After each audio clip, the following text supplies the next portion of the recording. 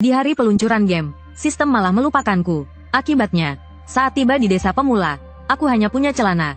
Pemain lain sudah sibuk melawan bos. Sementara aku bahkan tak bisa mengalahkan slime di desa pemula. Karena itu, aku langsung meninggalkan kubu terang dan memilih sisi gelap.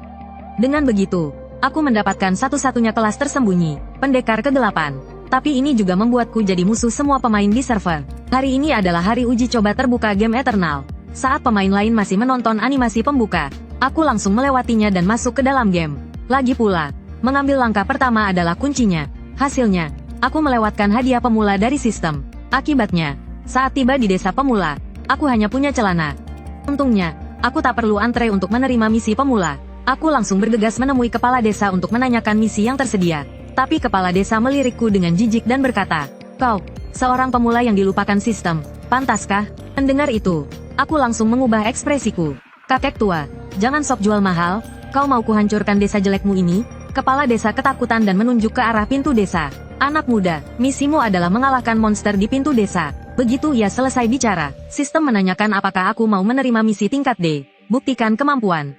Hadiah untuk menyelesaikan misi, 20 poin pengalaman. Saat melihat wujud monster itu, aku langsung menerima misi tersebut. Kukira misinya sesulit apa, ternyata cuma slime sampah. Aku pun meninggalkan desa pemula dan menghampiri slime itu. Tatapanku kosong, seperti sedang melihat mangsa. Lalu, aku mengambil tongkat kayu berkualitas tinggi dari tasku sebagai senjata, dan memukulkannya ke tubuh slime. "Mati kau!" Tapi, bukannya langsung mati. Aku malah membuat slime itu marah. Detik berikutnya, slime itu menabrakku dengan kecepatan tinggi. HP-ku langsung berkurang setengah. Aku terdiam setelah berhasil menyeimbangkan tubuhku. Ini tidak masuk akal. Serangan slime itu 10 kali lipat lebih kuat dariku. Menyadari aku kalah, aku langsung berbalik dan lari ke desa. Sesampainya di desa pemula, aku langsung membuka panel pribadiku.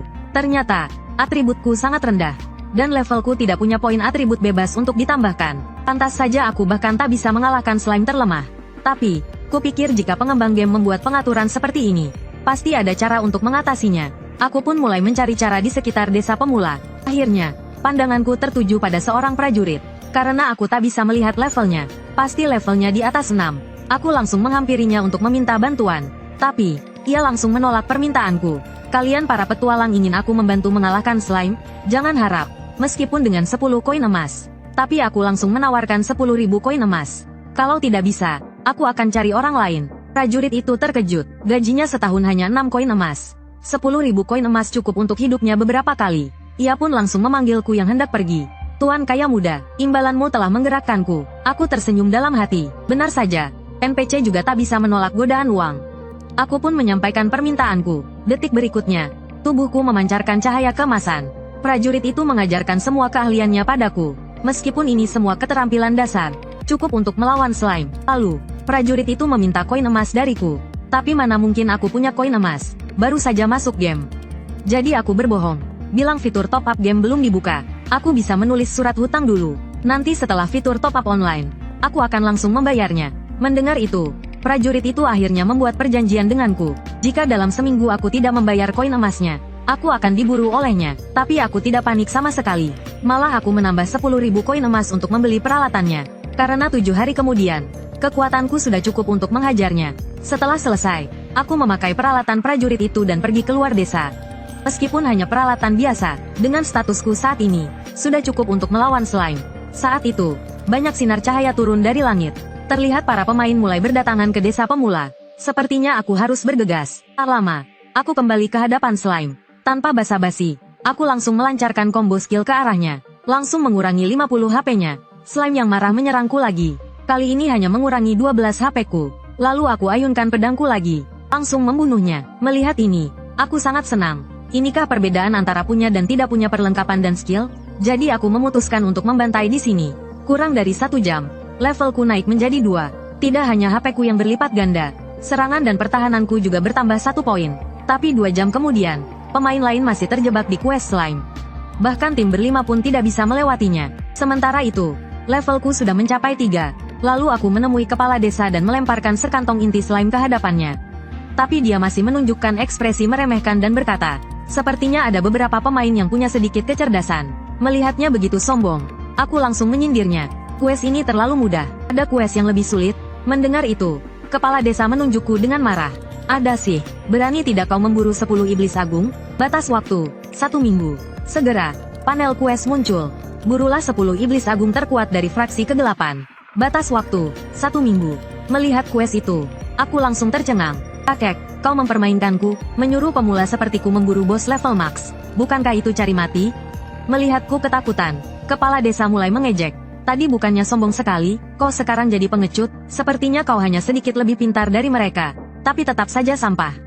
Tapi melihat hukumannya, aku tiba-tiba mendapat ide. Aku mau menerima quest ini, tapi kau harus memberiku pusaka keluargamu dulu. Tanpa ragu, kepala desa menyetujuinya. Bahkan dia tertawa gembira, karena dia yakin aku pasti tidak bisa menyelesaikan quest ini. Tapi saat aku mendapatkan pusaka keluarganya, aku sangat kecewa. Karena itu hanyalah gulungan skill sekali pakai. Jadi aku memutuskan untuk berburu monster di alam liar untuk naik level. Tapi di tengah perjalanan, seekor serigala abu-abu tiba-tiba menerjangku. Bersamaan dengan itu, panel statusnya juga muncul. Tidak sempat bereaksi, pahaku digigit dan aku kehilangan 100 HP. Lalu aku menebasnya dan membuatnya mundur. Kemudian aku lanjutkan dengan combo skill. Dengan serangkaian combo yang mulus, aku berhasil membunuhnya. EXP yang ku dapat membuatku naik ke level 4. Yang mengejutkan, aku hanya mendapat 3 koin tembaga. Kupikir, bagaimana jika aku gagal menyelesaikan misi ini? Kapan aku bisa mengumpulkan 10.000 koin emas? Lebih baik hapus akun saja. Tapi sedetik kemudian, sistem memberitahu bahwa menghapus akun juga harus membayar dengan uang sungguhan. Harga pasar saat ini adalah 600 untuk 1 koin emas. Sial, jika dikonversi, aku harus membayar lebih dari 5 juta. Dengan gajiku saat ini, aku tidak akan pernah bisa melunasinya seumur hidup. Memikirkan hal itu, wajahku memucat. Saat itu, tiba-tiba muncul beberapa serigala abu-abu di hadapanku. Melihat itu, aku langsung berbalik dan melarikan diri tanpa ragu. Karena aku belum cukup kuat untuk menghadapi begitu banyak serigala abu-abu sekaligus. Cara terbaik adalah mencari serigala abu-abu yang sendirian dan memburunya satu persatu. Saat aku terus mengayunkan pedang besi di tanganku, seekor serigala abu-abu yang sendirian langsung kubunuh. Dalam waktu kurang dari setengah jam, semua serigala abu-abu ini telah kubunuh.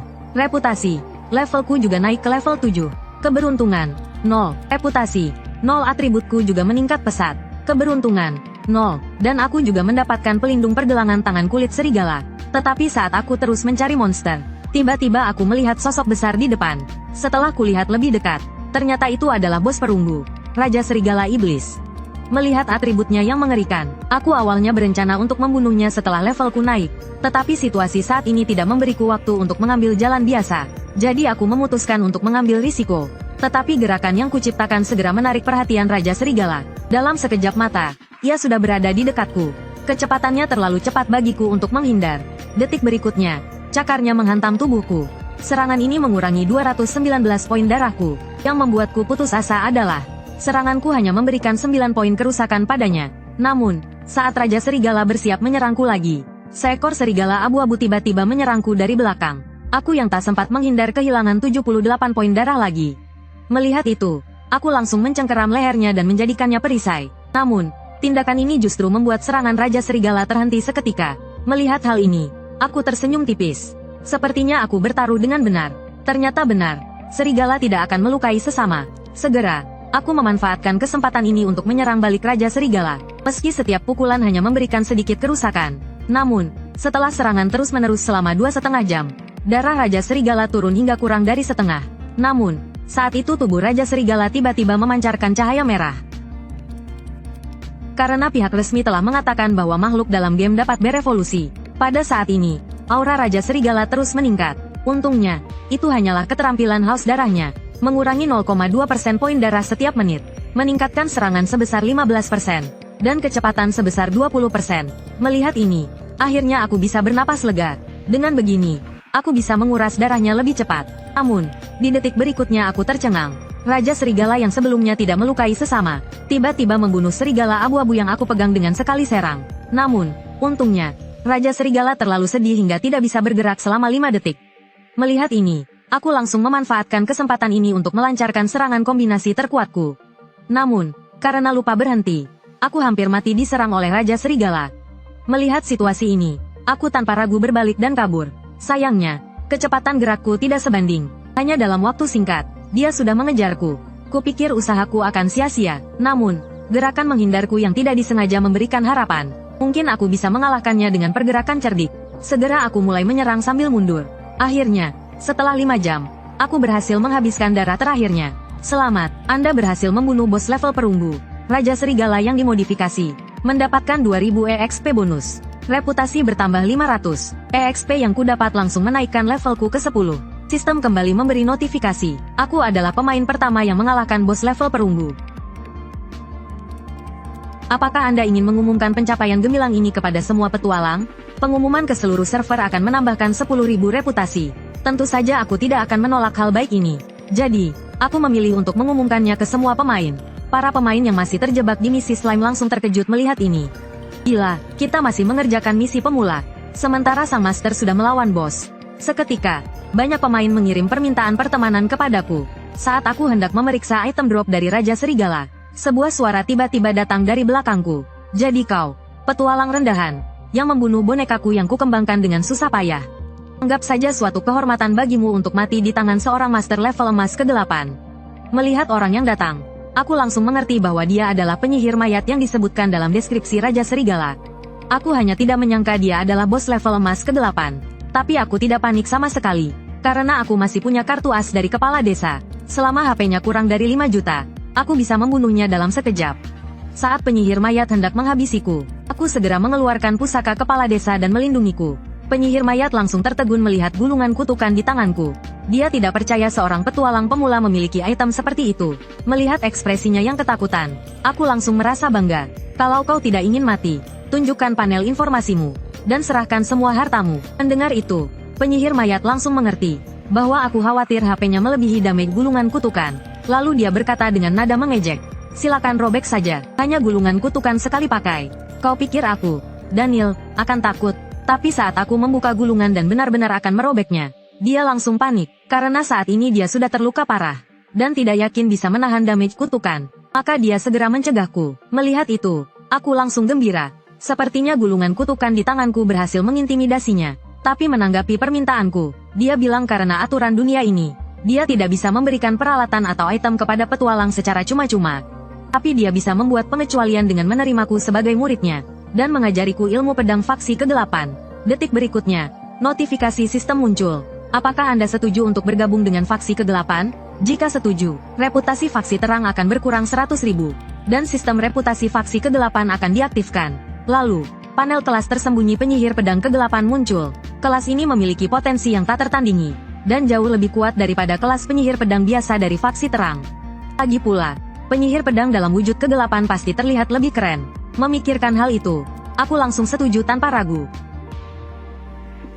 Pertumbuhan dasar, penyerapan energi, dan penampilan berubah. Potensi dalam tubuhku terpicu. Ilmu pedang dasar ditingkatkan menjadi ilmu pedang ke-8. Combo dasar ditingkatkan menjadi pembantaian gila. Selamat, Anda telah berganti kelas. Sebagai pemain pertama yang berganti kelas, Anda mendapatkan 10 poin atribut bebas dan perlengkapan langka, cincin mayat.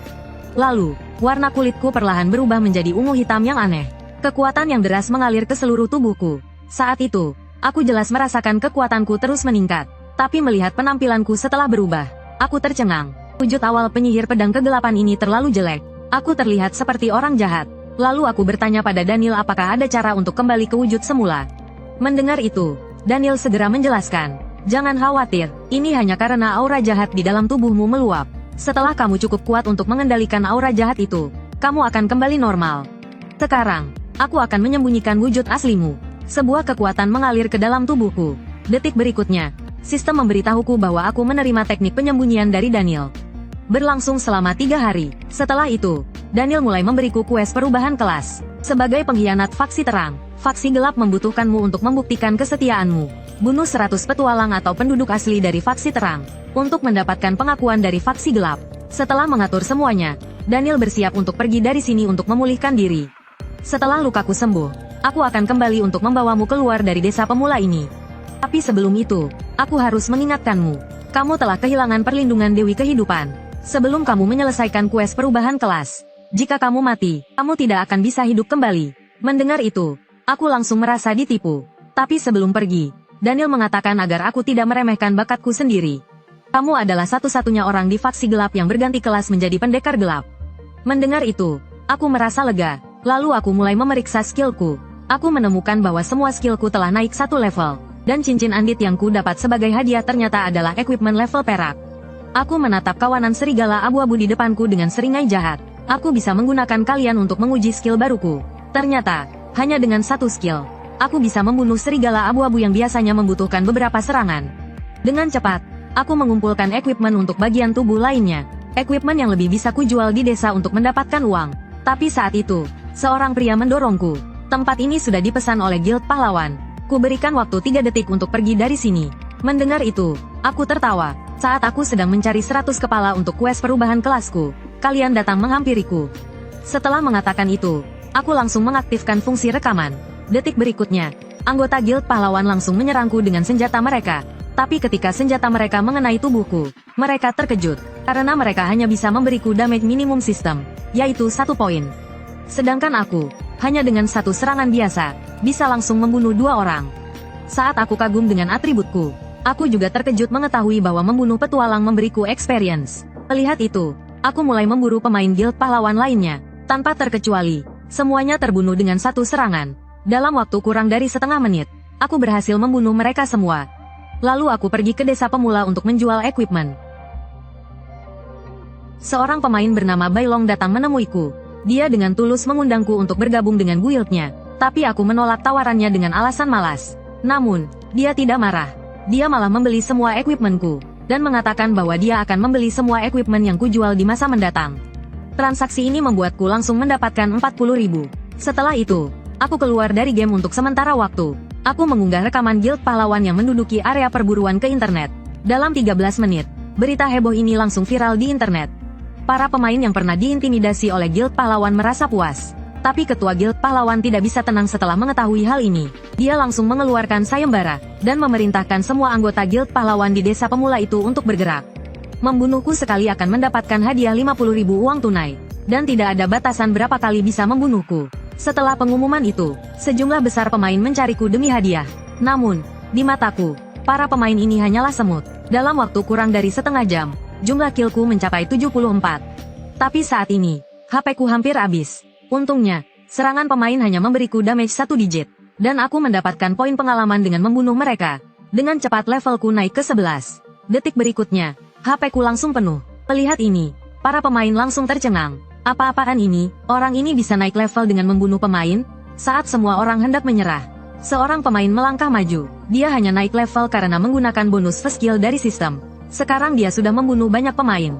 Poin kejahatannya pasti sangat tinggi. Selama kita membunuhnya, semua equipmentnya akan jatuh. Mendengar ini, semua orang kembali menyerbuku dengan menggila. Melihat itu, aku tersenyum. Ini malah menghemat usahaku. Seiring para pemain terus berjatuhan di bawah pedangku, aku dengan cepat menyelesaikan misi yang diberikan sistem. Tapi aku tidak terburu-buru untuk pergi, karena ini adalah kesempatan langka untuk grinding level. Hingga jumlah orang yang kubunuh mendekati 200. HP-ku kembali terkikis hingga di bawah setengah.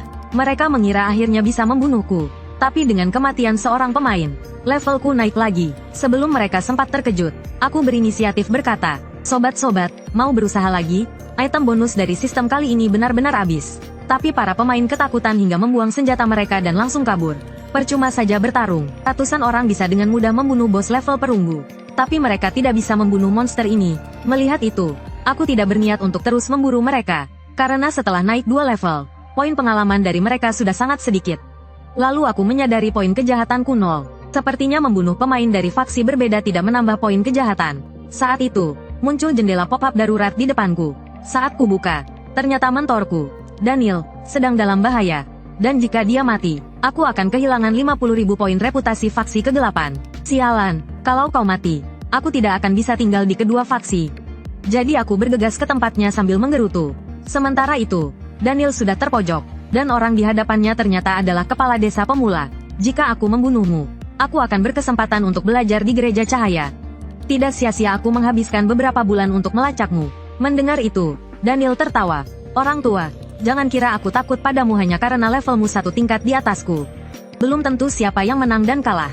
Saat keduanya hendak bertarung lagi, mereka diinterupsi oleh keributan di sekitar. Melihat aku yang datang, orang tua itu terkejut. Kenapa kau bocah sialan ini? Cepat pergi dari sini. Kalau tidak, kau mati. Tiba-tiba pupil matanya menyempit. Aura jahat sekali. Kau bocah. Jangan-jangan kau sudah jatuh ke jalan sesat? Namun dalam hatinya, ia tertawa diam-diam. Setelah aku membunuh necromancer ini, aku akan menangkap bocah ini dan menyerahkannya ke gereja cahaya. Pasti aku akan mendapatkan hadiah dari utusan gereja. Saat ini, aku bertanya pada Daniel apakah dia yakin bisa menang. Daniel tersenyum kecut. Kalau kau tidak datang, aku masih punya sedikit peluang untuk menang. Sekarang, aku pasti kalah. Sekarang hanya ada satu cara. Aku bisa menggunakan mantra teleportasi secara diam-diam untuk membawa kita pergi. Tapi kau harus menahan orang tua ini selama 20 detik. Mendengar itu, aku langsung mengulurkan tanganku untuk meminta misi dan hadiah. Bagaimana aku bisa membantumu tanpa misi dan hadiah yang besar? Dan kau sebagai mentor, membutuhkan harta karun muridmu untuk menyelamatkanmu. Daniel terdiam mendengarnya. Detik berikutnya, sebuah misi muncul. Bantu Daniel menghentikan penyihir api. Hadiah besar dijanjikan setelahnya. Setelah menerima misi, aku langsung berdiri di depan Daniel. Serahkan padaku. Kepala desa langsung marah melihatku. Bocah ingusan sepertimu berani melawan aku? Aku langsung mengeluarkan gulungan terlarang. Kakek tua, jangan macam-macam denganku. Kepala desa langsung mengamuk mendengarnya. Kau lupa siapa yang memberimu gulungan itu? Kau mencoba menakut-nakutiku dengan barang pemberianku? Jangan mimpi. Dia lalu mulai merapal mantra. Aku pun tanpa ragu merobek gulungan itu. Seketika, api yang membara membentuk naga di udara. Detik berikutnya, naga itu melesat ke arah kakek tua. Energi yang meledak memaksanya untuk bertahan sekuat tenaga. Ini memberi Daniel cukup waktu untuk menggunakan mantra teleportasi. Aku dan Daniel menghilang dari tempat itu. Pengumuman muncul di atas kepala semua pemain. Perhatian, petualang Yi Jiang Hansui dari wilayah timur telah mengkhianati fraksi terang. Ia bergabung dengan fraksi gelap yang jahat. Ini membuat para petinggi fraksi terang murka. Membunuhnya akan memberi hadiah item langka, dan mendapatkan kelas tersembunyi yang unik. Di dataran Changfeng, sebuah portal teleportasi perlahan terbentuk. Aku dan mentor Daniel segera keluar dari sana. Begitu keluar, aku menerima pengumuman bahwa aku buronan. Melihat hadiah besar itu, aku hampir ingin bunuh diri saja. Apalagi para pemain, tukang giling, pasti akan semakin menggila. Notifikasi sistem muncul lagi. Karena kau melanggar perjanjian dengan Kairo, kau akan diburu oleh Kairo dan semua penduduk asli desa pemula. Karena kau membantu penyihir kematian Daniel melawan Brandy. Level -5, reputasi fraksi terang berkurang. 1000 koin emas disita. Level berkurang 5, koin emas dalam tas disita. Melihat level dan koin emas yang susah payah kukumpulkan hilang seketika, aku hanya bisa tertawa getir. Aku hanya bisa berharap pada Daniel. Mentor, aku sudah berkorban banyak untuk menyelamatkanmu. Sekarang berikan aku hadiahnya. Tenang saja, muridku, karena kau telah menyelamatkanku. Aku tidak akan mengecewakanmu. Begitu dia selesai bicara, cahaya keemasan muncul dari tubuhku. Levelku langsung naik menjadi 14. Selamat, kau telah menyelesaikan misi menghentikan penyihir api. Memperoleh 100.000 poin EXP. Memperoleh skill langka tingkat S. Injakan jahat. Kecepatan gerak meningkat 200% selama 2 detik. Kecepatan serang meningkat 100%. Tinggi lompatan meningkat drastis. Serangan pasti menghasilkan critical hit, dan menghasilkan efek menekan. Tetapi serangan ini menghilangkan bonus senjata. Melihat atribut skill itu, aku mulai membayangkan momen pamerku. Meskipun skill ini tidak memiliki damage yang tinggi, tapi sangat menghina. Melihatku puas, Daniel berkata dengan bangga, keahlian ini sudah hilang. Aku mendapatkannya secara kebetulan di makam seorang ahli. Aku yakin dengan jurus ini, kau akan sangat diuntungkan di fraksi kegelapan. Karena banyak ahli yang sangat berharap kau mau mengajarkan keahlian ini kepada mereka. Mendengar itu, aku menggosok tanganku, mengisyaratkan apakah ada hadiah lain. Melihat itu, Daniel menjadi marah. Jangan terlalu serakah, nak. 1 gulungan terlarang ditukar dengan keahlian langka tingkat S. Apa itu belum cukup? Setelah mengatakan itu, dia berkata akan membawaku keluar dari zona netral ini. Hanya di wilayah yang dikuasai fraksi kegelapan aku bisa memulihkan diri dengan tenang. Setelah aku sembuh, barulah kau bisa mendapatkan perlindungan Dewa Iblis. Setelah 2,5 jam perjalanan, kami akhirnya sampai di tanah tandus yang dikuasai fraksi kegelapan. Daniel mencari tempat sembarang untuk mulai memulihkan diri. Kemudian dia memberiku sebotol ramuan, dan menyuruhku untuk berlatih di tempat ini. Itu adalah ramuan penyembuh yang memulihkan 500 HP dalam 5 detik.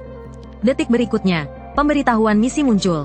Bunuh 500 kadal tersihir lalu laporkan kembali ke Daniel. Hadiah misi tidak diketahui. Setelah menerima misi, aku segera menemukan target misi. Monster biasa level 18. Meskipun monster biasa, atributnya sangat tinggi. Selain HP, atribut lainnya 3 kali lipat dari Raja Serigala tersihir.